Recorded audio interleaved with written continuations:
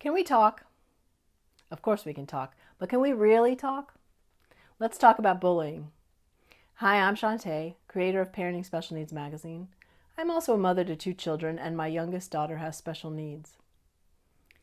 October is National Bully Prevention Awareness Month, and their slogan is Stomp Out Bullying. I think stomping out bullying is never easy, and I think it's even more challenging and difficult when you have a child with speech and expressive language delays. Today I thought I'd share with you our experiences, or my daughter's experiences, that we've had with bullying over the years to help you all see that there's different forms and various degrees of bullying. When our daughter was in the first grade, she had a paraprofessional. And I don't believe that the paraprofessional cared very much for my daughter. And she talked to her with a tone and more of a demeaning manner that my daughter, of course, could not articulate, but kind of reacted to. We could never really figure out exactly what was going on. We had some suspicions, but we could never pinpoint anything. And it wasn't until later in the year when our older daughter got a friend and we were meeting the parents, and the mother said, "Does your younger daughter have an aide?" And I said, "Yes." And she said, "I've seen them in the hallway at school, and I don't know that she's very nice to her." And then that kind of put some things together that, helped us go ding, ding, ding. Yes, oh, she's not very nice to our daughter, and other people are seeing it. So maybe that's what's creating some of the behavior issues. And the second incident occurred with my daughter kept coming home from school. She was in the second grade. We had moved to a new town, and we were in a new school. And she kept coming home telling me her shoes hurt, her toes hurt. She pointed to her feet and said hurt. And I kept buying new shoes. I kept trying every shoe under the sun to see what might work. I kept, seeing what was going on and never really got to the bottom of it until we were at a carnival and my daughter was afraid of this young boy. He was from her special ed class, and I think he was in the class adjacent to hers. And she was standing behind my leg saying, "No, no," which was very unusual for her. She normally likes to go and do, and she would not go with her big sister. She stood behind me and was like, "No, no," like she was really afraid. And I couldn't figure it out. I asked the teachers, I asked the aides, I asked the other parents if anybody knew anything, and nobody could tell us anything that was going on. So I just went on. And a couple weeks later, I happened to go to school and have lunch with my daughter.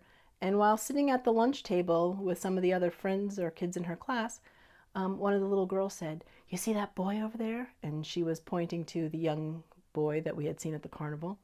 And she said, "He steps on her toes almost every day in lunch line." I said, "What do you mean he steps on her toes?" And she said, "He kind of stomps on them." I said, "Doesn't the teacher do anything?" And she said, "No, the teacher doesn't see it." Well, there explained why my daughter's toes were hurting her. And why she was afraid of that young man. She wasn't able to tell me what was going on, but that was what was going on. So we did address it and make sure someone was more aware of what happens in the lunch line. The third incident happened later on when my daughter was in middle school. And I'm sure there's probably many more, but these are the ones that I'm bringing out because they were significant.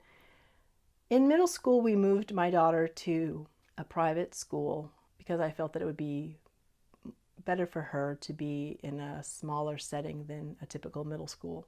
However, we had some issues, and we couldn't put our finger on it. She kept having anxiety, extreme anxiety, to the point that she was trying to throw up all the time, and she didn't want to go to school at all, which is totally not my daughter. She loves school, she loves being around people, and she loves to go. So it was kind of odd that all of a sudden she's now telling me she's sick and her stomach hurts and she doesn't want to go to school. And again, we couldn't figure it out. So when I inquired with the principal, when I inquired with the teachers, when I inquired with everybody, everybody was, "Oh, no, there's no issue." And my daughter kept telling me that a girl with black hair was really mean to her. And so when I would ask, and there was a tutor that worked at the school but also worked for us privately, teaching our daughter reading. and on the side, and I asked her, can you please tell me, what's going on? Is the girl with black hair mean to my daughter? Is something going on? Oh no, nothing's happening. Everything's, they're friends. So I took it at face value and, figured something else was going on with my daughter. And then I thought, well, maybe she's really ill, like maybe she has an ulcer, so I took her to the doctor. The doctor, when we were in the office, the doctor was like, what is going on with this child? I mean, her anxiety was, you could almost feel it coming off of her. That's how intense it was. And we ended up having to, help her through that. And I ended up having to pull her from the school. And it wasn't until almost that summer that I really found out what exactly was going on. We switched and got a new tutor. And when we were with the new tutor, we happened to explain why we had moved schools and what we were doing. And the new tutor said, oh, I've worked with that young lady with black hair, and she does have anger issues, and she growls pretty fiercely when she doesn't get her way. So, putting two and two together, she'd been growling at my daughter for who knows how long, and my daughter didn't know how to react or what to do with it. She was afraid of her, and nobody was helping. That's just to let you know that sometimes our children are dealing with things that they can't let us know. The fourth incident occurred, we had switched her one more time to an even smaller school. It was probably a ratio of a teacher and 2 aides to about 12 students in a small setting. And I figured, okay, well, this should be pretty good for her, that, she'll be protected, she'll still be around people, but she should be in good shape. And she was. The second year, she started complaining to me that her peer helper was being kind of mean to her and doing things that he's not nice. And so finally I've learned to have her model behavior, because she can't express herself, but she can kind of show me sometimes. So she gets a pencil and she puts hand sanitizer on it, on the tip, and she says, here, put it in your mouth. And she puts it to me, and he had been putting hand sanitizer on her pencil and telling her to put it in her mouth. I said, are you kidding me? So I call my husband, we go to the school, we address the teacher, and we address the young man, and everything is, no, no, no, never do that. He would never do that. He's an upstanding young man. He would never do anything like that. That's why she chose him to be her, the peer helper. And nobody had seen anything like that, and no, it wasn't happening.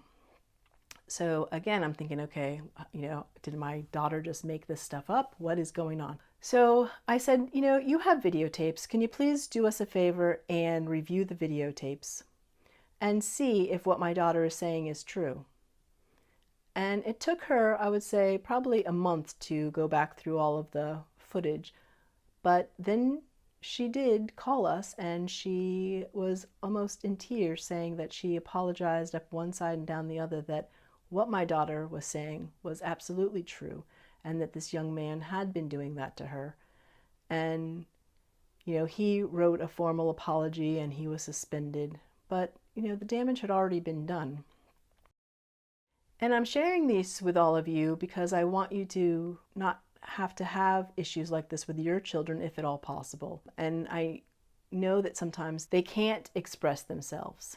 So I'm hoping that you can help your children figure out ways to express themselves when they seem off. And perhaps also go into school occasionally and meet some of the kids that are around your children. Maybe they'll share information when things seem like they're not exactly correct. We have to be our children's voice. Sometimes we have to hear them through their behaviors. I hope this is helpful to you. I hope that we can end bullying and we can all practice being kind to one another. Thank you, and I'll talk to you soon.